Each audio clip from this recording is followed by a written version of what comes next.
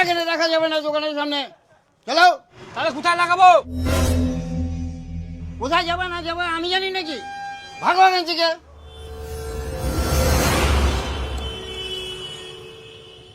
টোটোগুলো মাথাটা খারাপ করে দিল একদম।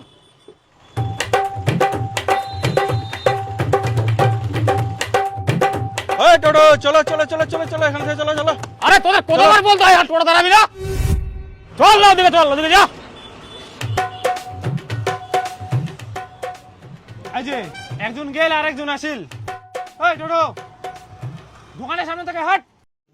तो रुको जरा सबर करो।